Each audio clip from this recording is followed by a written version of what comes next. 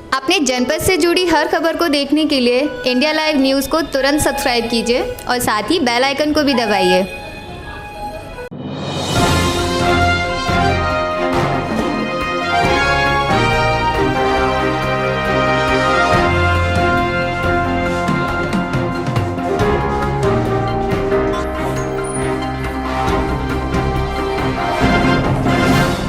Channel के विशेष कार्यक्रम interview special में आपका बहुत बहुत स्वागत है।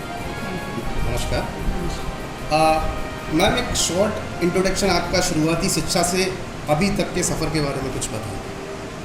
देखिए, मेरा नाम अंजलि अग्रवाल है। वर्तमान में मैं जिला बेसिक शिक्षा अधिकारी फिरोज़ाबाद के पद पर तैनात हूँ। मेरी क्वालिफ़िकेशन जो है वो MA BEd नेट है और मेरी जो पढ़ाई हुई है वो सारी सरकारी स्कूल में ही हुई है। इससे PCS 2012 में एलाइड सर्विसेज PES के लिए मेरा चयन हुआ था और उसी के अंतर्गत पहली पोस्टिंग मुझे GGIC में दी गई थी प्रधानाचार्य के रूप में। उसके बाद फिर पहला कार्यकाल जो BSA का रहा वो मेरा डिस्ट्रिक्ट कासगंज में रहा। लगभग 3.25 साल मैंने उस पद पे कार्य किया और अभी लगभग 1 महीना से थोड़ा सा समय ज़्यादा यहाँ पर हो गया है इस पद पर मैं तैनात हूँ। मैम, यहाँ पे फिरोज़ाबाद डिस्ट्रिक्ट में आपकी age a BSA second joining है, तो यहाँ पे आपको 1 महीना ही हुआ है और 1 महीने में यहाँ पे आने के बाद आपकी क्या क्या प्राथमिकताएं रहीं शिक्षा को लेकर? जो भी गवर्नमेंट की स्कीम्स चल रही हैं विभाग के माध्यम से, एक तो उनको सक्सेसफुली लागू करना मेरी प्राथमिकता है। दूसरा, एक थोड़ी सी प्रॉब्लम्स रहती है कि शिक्षकों की उपस्थिति विद्यालयों में इंश्योर की जाए। तो अगर शिक्षकों की उपस्थिति समय से विद्यालय में इंश्योर हो जाए तो निश्चित रूप से जो है वो जो हमारा बच्चों का लर्निंग स्टैंडर्ड है उस पर अच्छा प्रभाव पड़ेगा। और इसके अतिरिक्त जैसे कि मैंने अपने पिछले जनपद में थोड़ा सा काम कराया था स्मार्ट क्लास का, ताकि क्योंकि अभी आप देख रहे हैं पिछले 2 साल जो रहे हैं कोविड-19 के तहत लगभग विद्यालय बंद रहे हैं। तो ऐसी स्थिति में स्मार्ट क्लास और ई-पाठशाला इसके माध्यम से ही हम बच्चों को जो है वो शिक्षा दे पा रहे थे। तो वहाँ पर मैंने लगभग 550 विद्यालयों में स्मार्ट क्लास करवाई थी। मेरी यहाँ भी प्राथमिकता रहेगी कि ज़्यादा से ज़्यादा विद्यालयों में मैं स्मार्ट क्लास का प्रावधान करा सकूँ।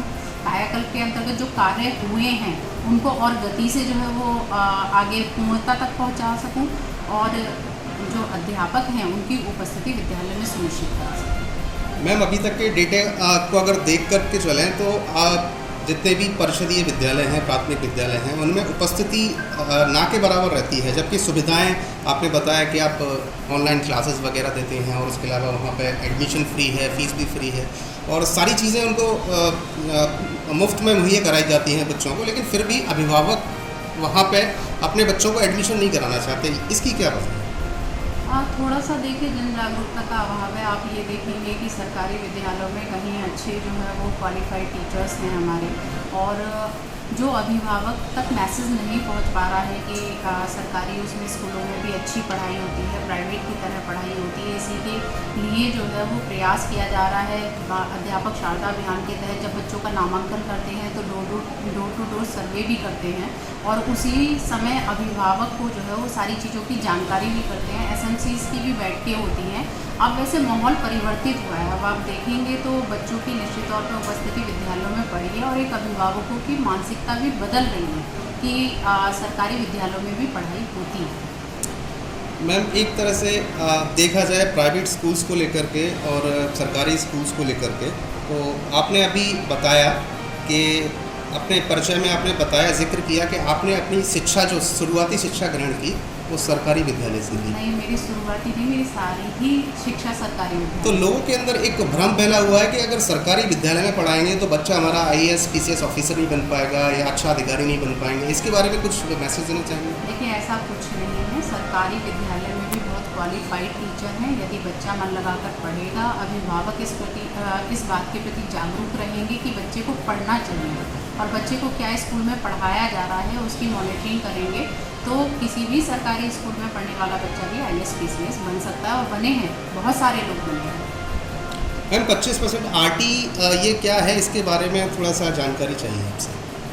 इसके अंतर्गत जो है वो प्रत्येक प्राइवेट स्कूल जो होता है उसको 25% सीटें जो है वो आरक्षित करनी पड़ती हैं OBC SC और पिछड़ा मतलब जो दुर्बल वर्ग हैं इकोनॉमिकली उनके लिए।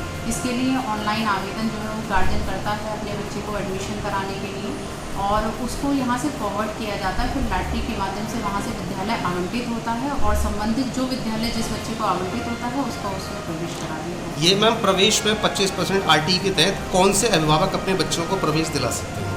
जो जिनकी या तो आय कम हो या OBC वर्ग से हो SC वर्ग से हो। कुछ जगह ऐसा देखने को मिला है, अभी आपके संज्ञान में मुझे नहीं पता आया है कि नहीं आया, कि RT के तहत ऐसे कई अभिभावक हैं जिन्होंने अपने बच्चों का एडमिशन करा रखा है जबकि वो समर्थ हैं और हायर एक मीडियम सेगमेंट है, हायर सेगमेंट को बिलोंग करते हैं। तो उनके बारे में कोई जांच कमेटी वगैरह ऐसी कोई शिकायत वगैरह इसके बारे में? ये अभी RT के माध्यम से मुझे पहली बार पता चला है। अभी किसी भी स्कूल ने इस बात की शिकायत नहीं की है, ना ही किसी और माध्यम से जो है वो इस बात की शिकायत की गई है। यदि ऐसा कुछ भी संज्ञान में आएगा तो उसका परीक्षण कराया जाएगा और तदनुसार कार्रवाई की जाएगी। मैम अभी फ़िलहाल कोविड के चलते गार्जियंस में बहुत सारी अभी कोविड के अलावा अभी फ़िलहाल आप देख रहे हैं डेंगू का एक बहुत बड़ी महामारी के तौर पे फिरोज़ाबाद में उभर के आ रही है। तो इसमें आप अभी फ़िलहाल ऑफलाइन क्लासेस शुरू भी हैं, अभी कुछ ही दिन हुए हैं, तो आप गार्जियंस को क्या मैसेज देना चाहेंगे कि आप बच्चों को भेजें या नहीं भेजें? बिल्कुल, अभिभावकों को बच्चों को स्कूल भेजना चाहिए क्योंकि इतने समय से विद्यालय बंद थे, कहीं ना कहीं थोड़ा बहुत पढ़ाई का नुकसान बच्चों का हुआ है। तो अब विद्यालय खुले हैं तो उन्हें स्कूल भेजना चाहिए और इसके लिए कि बच्चों का स्वास्थ्य प्रभावित ना हो, यहाँ से पूरी गाइडलाइन इशू की गई है जो प्रधानाध्यापक को फॉलो करनी है। उनको कहा गया है कि प्रत्येक कक्षा कक्ष में वो काले हीट का छिड़काव करके रखें, परिसर साफ सुथरा रखें, जिससे बच्चों के स्वास्थ्य पर कोई भी दुष्प्रभाव न पड़े। मैम शिक्षा को लेकर अभी युवा पीढ़ी जो अभी कॉम्पिटिटिव एग्ज़ाम्स की तैयारी कर रही है और वो चाहती हैं एक अच्छे पद पर, अच्छे अधिकारी के तौर पर उनको नियुक्ति मिले, तो उनके लिए आप क्या गुड मैसेज देना चाहेंगे कि उनको अपनी तैयारी किस प्रकार करनी चाहिए और कैसे वो एक सक्षम अधिकारी बन सकें? मैं आपके चैनल के माध्यम से इतना ही कहना चाहूँगी कि एक तो सेल्फ कॉन्फिडेंस रखना चाहिए, आत्मविश्वास, कि यदि हम किसी सीढ़ी पर हार गए हैं तो अगली सीढ़ी पर जीत नहीं सकते, ऐसा नहीं सोचना चाहिए और छोटे छोटे टारगेट्स बनाने चाहिए, उनको अचीव करना चाहिए, फिर अगले टारगेट्स बनाने चाहिए और एक निरंतरता होनी चाहिए कार्य में। यदि हम निरंतर रूप से श्रम करेंगे तो ज़रूर हमें सफलता मिलेगी। थैंक यू मैम, धन्यवाद।